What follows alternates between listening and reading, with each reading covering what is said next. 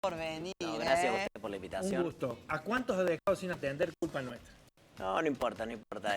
Siempre los niños están, digamos, disponibles y expectantes hasta a recibir, digamos, cubrir las necesidades que tienen, ¿no? Así Bueno, que... yo me imagino en este momento cuando están viendo Polakov, el apellido en pantalla, muchos pensarán en su padre, Pedro, 83 años y sigue ejerciendo. Otros pensarán en su hija, Polakov, que también es pediatra. Y lo tenemos a Mario Polakov. Hace 30 años se recibió con promedio 10 y nunca se quiso ir de su alta gracia. ¿Por qué? Y en realidad yo creo que en la medicina como en la vida todo es multifactorial. O sea, no hay una motivación única que determina una decisión.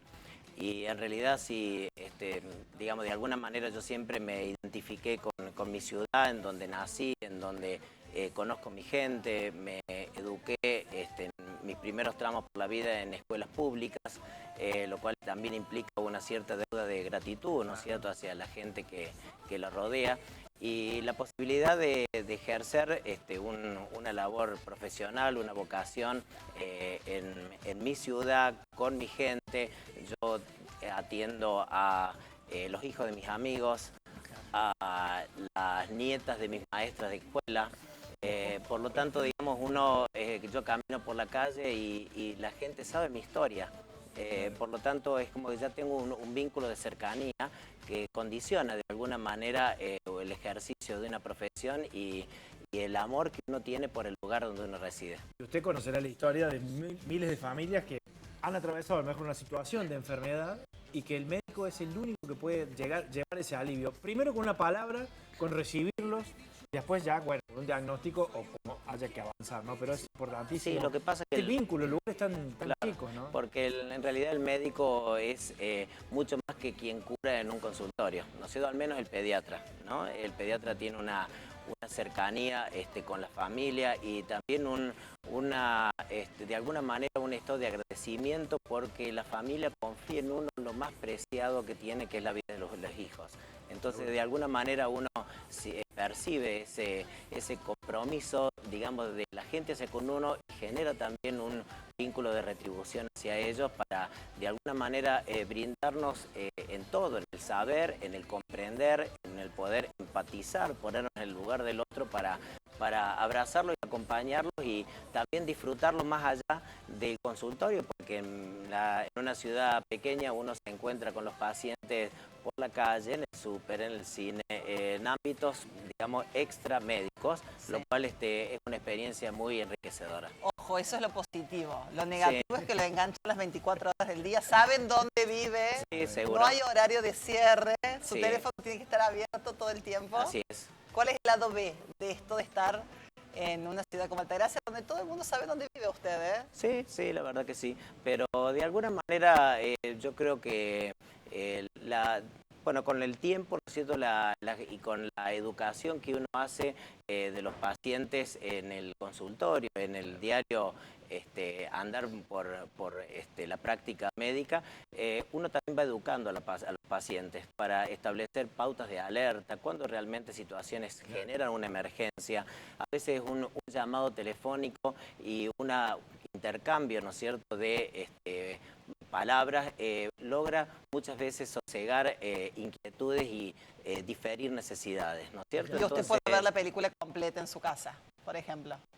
A veces sí, a veces no. A veces pausa y después claro, sí, a veces en realidad el lado B sería como la práctica médica dedicada compromete la vida familiar y muchas veces la socialidad del médico, ¿no es cierto? Es el lado B, la vivencia profesional en donde no se puede estar en dos lados al mismo tiempo, aunque uno lo deseara, ¿no es cierto? Pero uno sabe que hay un niño, ¿no es cierto?, con necesidades de resolver y de atender, y por otro lado hay una familia también con necesidades de compañía y presencia, ¿no? Entonces a veces poder armonizar, poder lograr equilibrar y conjugar digamos, esas prioridades es una tarea compleja y un desafío cotidiano, ¿no? Usted se recibió hace 30 años, no eran los mismos niños aquellos que estos de ahora, ¿no?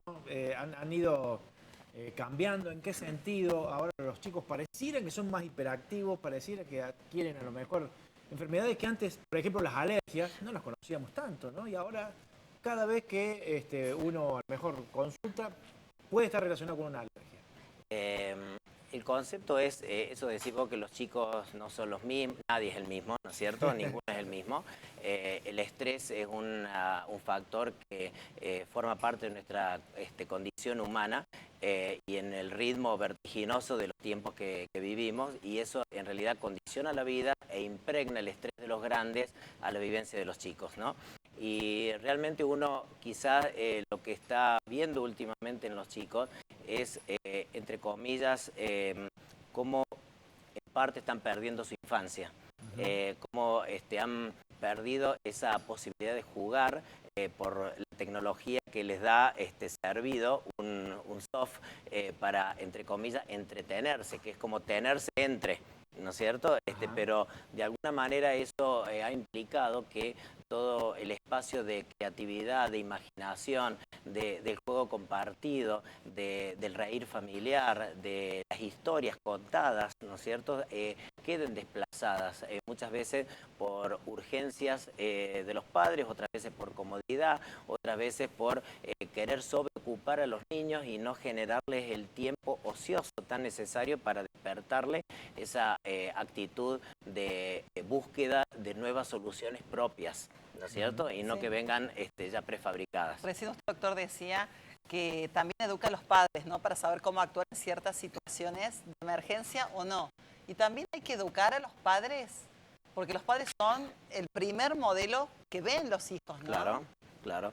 En realidad nuestra tarea pediátrica es con la familia, ¿no es cierto? O sea, nosotros no somos médicos de niños solamente, sino que tratamos de focalizar en el niño nuestro objetivo de salud, pero una salud entendida como biopsicosocial, o sea, bajo el aspecto biológico, físico, psicológico, emocional, pero también ambiental, ¿no es cierto? Como hay que tener el concepto de salud, abre un abanico integrador, ¿no? Y amplio, y un poco nosotros como pediatras tenemos que ser asesores de crianza de padres. O sea, a mí me gusta mucho cuando los padres me preguntan sobre determinadas situaciones de vida de los chicos, y uno puede aportarles alguna mirada, algunos desde la ciencia y otras también del sentido común y de la propia vivencia de padres que tenemos cada uno, ¿no es cierto? No me cabe duda que yo soy mejor pediatra desde que fui padre. Okay, ahí está. Bueno, no se es padre de repente, se va aprendiendo, ¿no? ¿Cómo se le pone límites a los niños con todo este contexto, esta situación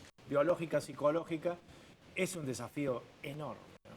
Sí, lo que pasa es que muchas veces hay que ver si, o sea, es difícil a veces dimensionar la idea de que cuando los padres tenemos real razón y cuando los chicos tienen razón. Ahí está. ¿No es cierto? Entonces, muchas veces el concepto de límites como algo impositivo, como algo que viene, digamos, verticalmente, es, entre comillas, injusto, ¿no es cierto? O sea, ¿Cuándo los niños tienen razón, por ejemplo? Y los padres no tienen razón. Y muchas veces, a veces es como que hay un dicho que un sabio estaba en su lecho de muerte y le pregunta, le dice a su discípulo, maestro, déjeme una enseñanza antes de partir al mundo eterno. Entonces el sabio le dice, ¿tengo dientes? No, mi maestro. ¿Tengo lengua? Sí, mi maestro. Bueno, esa es mi enseñanza. La lengua es flexible, por eso dura en el tiempo. Lo rígido que son los dientes no persisten. Entonces la flexibilidad, el tener, ¿no es cierto?, la posibilidad de, entre comillas, negociación, el darle al chico un entrenamiento para decidir por cuenta propia y no que la decisión sea siempre de papá y mamá, es algo que lo enriquece y fortalece su autoestima.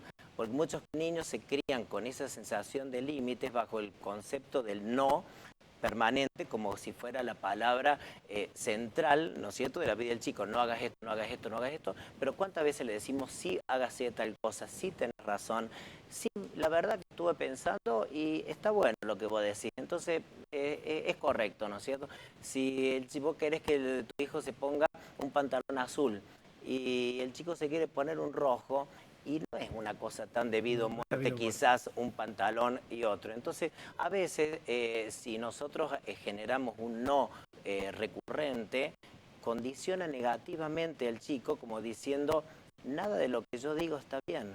El nivel de autoestima, ¿no es cierto?, y de la autovaloración que tiene el chico se degrada. Por lo tanto, muchas veces genera el conflicto con los papás como consecuencia de esa puja de intereses y no saber, entre comillas, establecer puentes de relación y de Claro, negociación, ¿no? equilibrar un tanto los no con los sí. Ahora y pensando en su papá, pensando en su hija, ¿han cambiado mucho los valores de la medicina o la educación médica de su papá, usted y su hija? Sí. ¿Cuál es la esencia que se mantiene y qué es lo que ha evolucionado, no? Y en realidad yo creo que la generación mía ha sido un poco una generación bisagra, médicamente hablando, desde un paradigma bastante organicista, en donde todo tenía una connotación física y prácticamente era la atención del cuerpo, hasta un concepto psicosocial, digamos, de la medicina, en donde ya hay una apertura mayor a considerar que la persona es una integridad